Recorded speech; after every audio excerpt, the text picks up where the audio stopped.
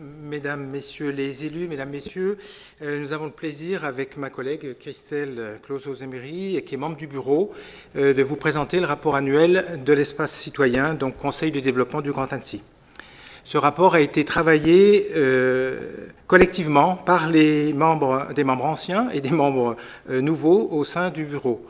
Faire état de l'activité de 2020, c'est revenir sur une année bien particulière. Nouveaux élus, nouveaux conseils d'agglomération, nouvel exécutif, mais aussi nouvelle installation de l'espace citoyen, comme l'a évoqué Jean-Claude Martin en décembre. Tout cela dans le contexte d'une crise sanitaire qui a bouleversé nos modes de fonctionnement en mettant la distance dans un collectif dans lequel les contacts personnels restent une forte attente. Malgré ces contraintes, ce bilan d'activité 2020 vous montrera une dynamique de participation citoyenne qui a bien eu lieu. Je ne reviendrai pas sur la définition des missions de l'espace citoyen en tant qu'instance de citoyenne de participation. Vous avez pu prendre connaissance de cela dans le rapport écrit qui vous a été remis. Tout au plus, il nous paraissait important de rappeler ce que le Conseil de développement n'est pas. En particulier, n'est pas un espace de dénigrement de l'action publique, ce n'est pas un espace où les intérêts privés priment sur l'intérêt collectif, et ce n'est pas non plus un service du Grand Annecy. Ceci posé, Christelle va vous présenter l'espace citoyen à son installation. Donc on précisera bien ici que l'espace citoyen, c'est une instance ouverte, c'est-à-dire que tout grand annécien peut y participer à tout moment sur le sujet qui l'intéresse et selon surtout sa disponibilité. Les 160 membres sont venus de leur plein gré après un appel à la participation largement diffusé cet automne. Ils ont été tous accueillis individuellement et ont pu prendre connaissance de ce que c'était, comment ça fonctionnait, ce que chacun peut y apporter, quelles thématiques nous avions envie de travailler, bien évidemment dans un cadre donné. La représentation de tous les secteurs du Grand Annecy est un élément important. On y travaille tous les jours et en particulier, on veille sur les territoires ruraux. L'implication de ces secteurs s'est d'ailleurs nettement améliorée entre notre installation le 3 décembre dernier et actuellement. La parité, nous y venons, n'est pas encore au rendez-vous, même si depuis décembre, nous avons amélioré la présence féminine de plus de 4%. Et force est de constater malgré tout que cette parité est bien meilleure dans tous nos groupes de travaux. Alors, on va revenir aussi sur la diversité d'âge qui est recherchée. Ce n'est pas un espace où il n'y a que des jeunes retraités. Non, nous sommes tous présents entre 17 et 78 ans, comme vous pouvez le constater. Il y a un léger rajeunissement de nos membres, même si la tranche d'âge des moins de 40 ans a besoin d'être boostée. La diversité des acteurs, elle est passée de 70 à 80% pour des citoyens volontaires. Donc ces constats ont été partagés au sein du bureau qui a mandaté un groupe en interne pour faire des propositions visant à rendre la composition de notre instance encore plus proche de celle des citoyens du Grand Annecy. Dans cette année 2020 de transition, et malgré les contraintes que j'ai déjà évoquées, les membres de l'espace citoyen ont été très actifs. En premier lieu, pour répondre à vos sollicitations, vous élus, mais aussi pour poursuivre des travaux qui avaient été engagés dans le cadre d'autosaisine. Jean-Claude a évoqué, je n'y reviendrai donc pas, les travaux réalisés et les documents produits sur le PCAET, sur la question des jeunes, avec une deuxième contribution qui attirait votre attention sur la situation des jeunes en grande difficulté. Et le groupe de travail a d'ailleurs envoyé récemment un courrier à la présidente pour insister sur ce point, compte tenu des circonstances actuelles. Bien évidemment, on a été pour la première fois saisi d'une demande d'avis sur le rapport d'orientation budgétaire. Et puis, sur parole citoyenne, là, il s'agit d'une autosaisine. Je veux préciser ici que tous ces documents et toutes nos productions sont réalisés en totalité par les membres des groupes, à partir de méthodologies adaptées à chaque thème, et selon le cas, l'intervention à la demande du groupe, d'intervenants extérieurs et ou d'experts, des services experts du Grand Annecy, qu'ils soient d'ailleurs ici remerciés de leur disponibilité.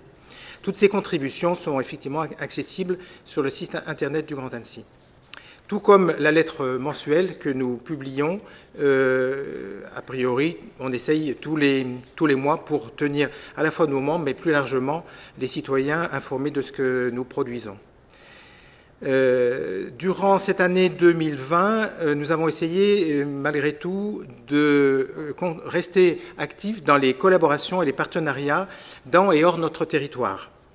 En adhérant d'abord au réseau national des conseils de développement qui nous apporte conseils et mobilisation sur des sujets nationaux, par des liens en construction avec les conseils des conseils de développement des départements proches, par les liens également avec une structure associative régionale qui s'appelle Cap Rural, qui nous a apporté appui méthodologique et contacts fructueux, mais aussi par des collaborations de travail dont on a évoqué, alors du coup que je n'ai pas évoqué, mais que j'évoque maintenant, dans le cadre de certains travaux, en particulier autour des problématiques des jeunes, avec l'IREIS, qui est donc un institut qui est sur le territoire, qui forme des travailleurs sociaux, et le service SAREV de la ville d'Annecy.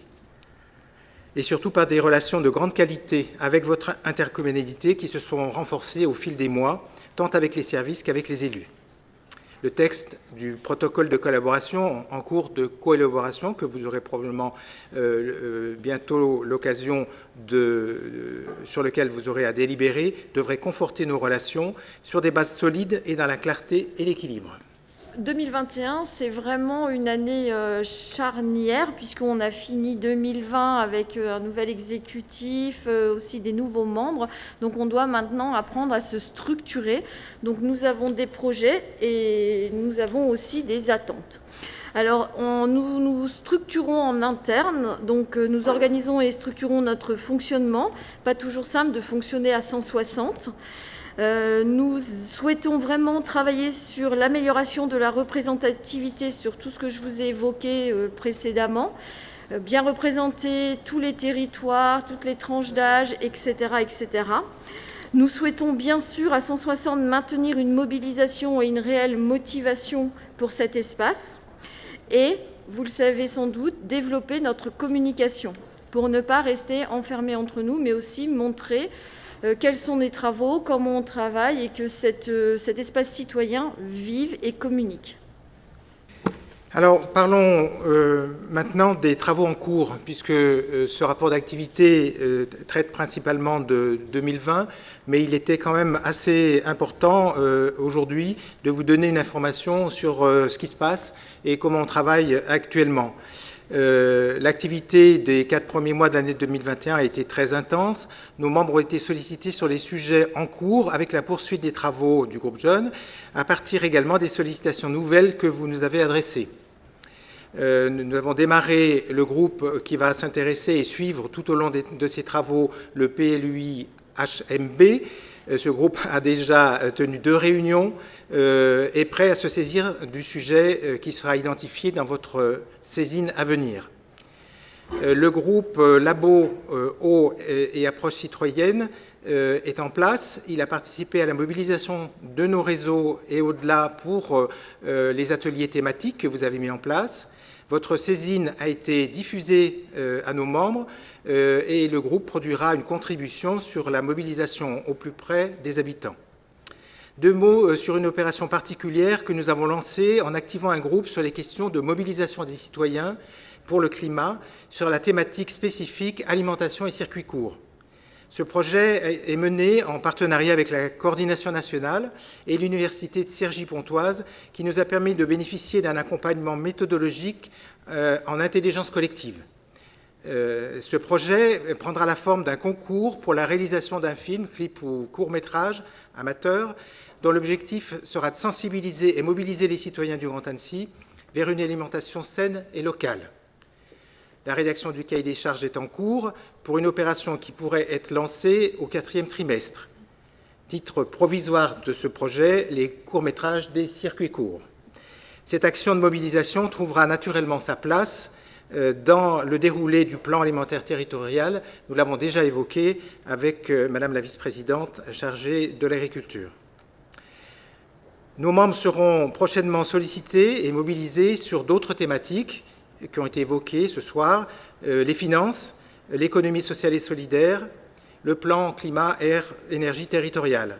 Sur le plan climat, enfin, nous allons proposer à un groupe de citoyens d'expérimenter les ateliers fresques du climat, en espérant pouvoir développer ces ateliers dans plusieurs sites du Grand Annecy. Pour conclure cette présentation du rapport d'activité 2020, que nous avons souhaité la plus complète possible en ce début de mandat, complète parce que c'est en partageant la connaissance de notre rôle et de nos missions, de notre mode de fonctionnement, que se nourra une relation équilibrée, respectueuse de la place de chacun. Le Conseil de développement, espace citoyen, n'a pas l'exclusivité du dialogue citoyen et ne le souhaite d'ailleurs pas. Mais son mode de fonctionnement et sa posture spécifique doivent être pour vous un atout de plus pour faire vivre un lien constructif entre les grands Annéciens et l'intercommunalité. L'activité de l'espace citoyen est le fruit du collectif. Les remerciements qu'on adresse généralement en fin d'exposé vont donc d'abord à celles et ceux, simples citoyens ou acteurs locaux, qui ont mis en commun du temps et des idées pour améliorer les projets. Nous souhaitons remercier ce soir également les services du Grand Annecy et bien sûr particulièrement Isabelle Brun, qui avec son équipe n'a pas ménagé son énergie et son temps, et ceci dans le plus grand respect de notre position de bénévole. Notre activité s'étant déroulée en 2020, c'est-à-dire sur 2 mandatures. Des remerciements doivent aller naturellement aux élus sortants qui ont installé en 2017 le Conseil de développement sur ses bases légales. Merci donc à Jean-Luc Rigaud et à Thomas Mézaros. Enfin, merci à vous, Madame la Présidente, Monsieur le conseiller délégué Jean-Claude Martin et tous les élus de cette agglomération pour la nouvelle dynamique de participation citoyenne engagée et à laquelle, soyez-en sûrs, nos membres actuels et tous ceux à venir ne manqueront pas de donner vie. Merci à vous, Monsieur le Président, pour le travail que vous effectuez à nos côtés et pour le lien que vous engagez avec les grands Annéciens. Donc je vais laisser place aux questions. Il doit y en avoir un certain nombre, vraisemblablement. Oui, Thomas. Merci Madame la Présidente. Bonsoir à tous. Moi, je voulais juste saluer d'abord le travail remarquable, une fois de plus, qui a été produit par l'espace citoyen. Et je crois que la présentation à 2 voix du rapport d'activité témoigne de l'intensité, de la densité, de la qualité de la réflexion qui est menée. J'apprécie vraiment aussi le renouvellement qui est engagé systématiquement et l'ouverture dont témoigne le Conseil citoyen, l'espace citoyen, pardon. Cela a été à plusieurs fois mentionné. C'est une instance dans laquelle tous les grands Annéciens peuvent venir siéger. Et j'apprécie beaucoup cet esprit d'ouverture qui est, je pense, conforme à des outils de démocratie moderne dont on doit se doter dans des institutions modernes comme les nôtres. Donc voilà, je tenais vraiment à dire le plaisir que j'ai eu à travailler avec l'espace citoyen au précédent mandat, le plaisir que j'ai à continuer à les suivre maintenant depuis une autre délégation. Et j'incite bien évidemment tous les jeunes dans la délégation enseignement supérieur à venir participer également à l'espace citoyen. Et à ce titre-là, je salue le travail qui est mené sur la jeunesse maintenant depuis plusieurs années et qui contribue, je pense, réellement à renouveler les cadres de pensée puis à apporter des réponses aux élus que nous sommes et à guider les choix que nous devons faire sur la thématique de la jeunesse, mais également sur les autres thématiques qui ont été évoquées dans votre rapport d'activité. Merci beaucoup à vous puis à toute l'équipe pour le travail qui est mené. Merci Thomas. Marc Rollin et Thomas Terrier à suivre. Oui, juste pour faire suite à ce que vient de dire Thomas, j'ai suivi votre travail sur les circuits courts. J'ai pris connaissance aussi de votre avis de l'espace citoyen, M. Blanchu, sur le PCAET, qui, pour ma part, je vous le dis, m'a impressionné par le travail réalisé. Rendre un avis aussi détaillé à demander des heures de travail, les remarques faites sont toutes de bon sens. Je vous le redis sincèrement, merci pour votre travail.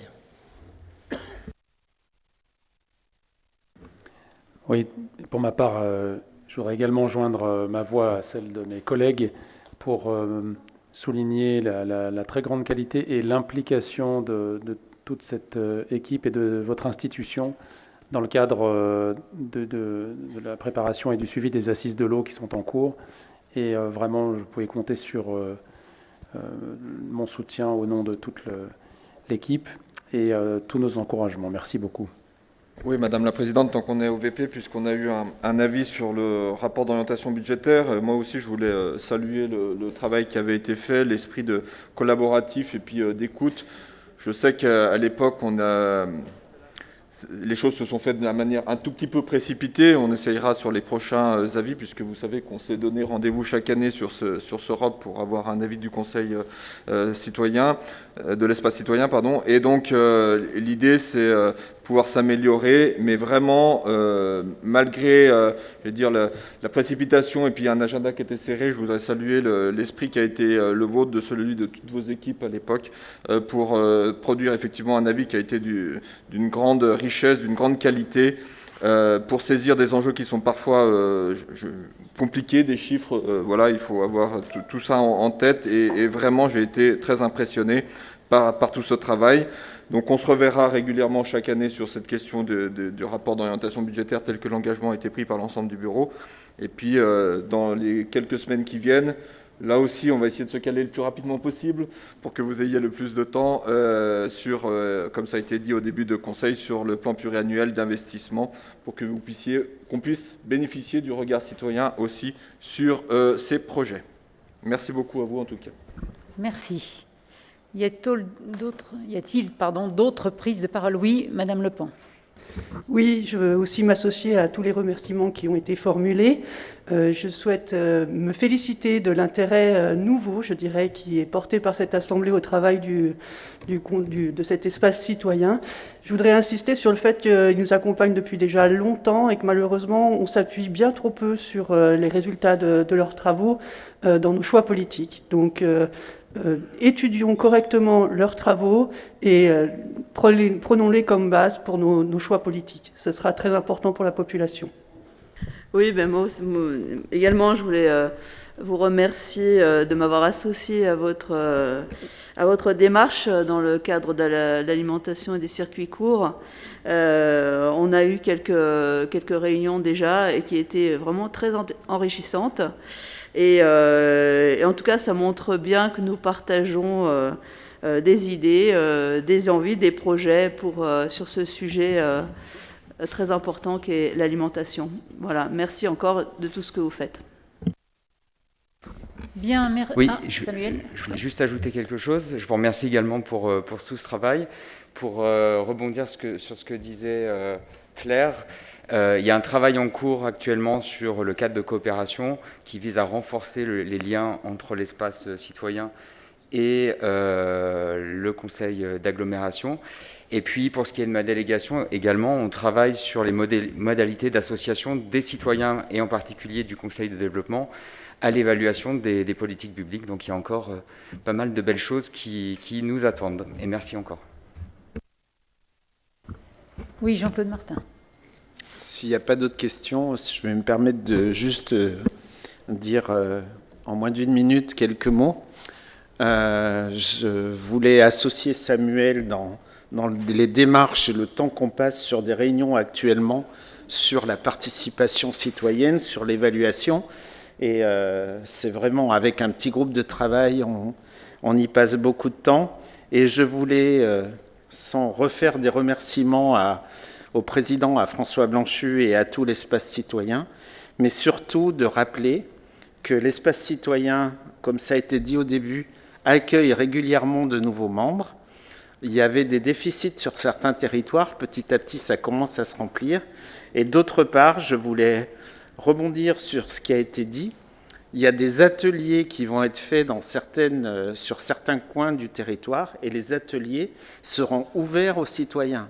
C'est-à-dire l'espace citoyen sera un relais de la prise de parole d'habitants qui ne sont pas disponibles tout le temps pour être à l'espace citoyen, mais sur certains sujets qui pourront s'exprimer. Et donc c'est très important de relayer ces informations. En tout cas, merci pour votre travail et vous avez tout notre soutien.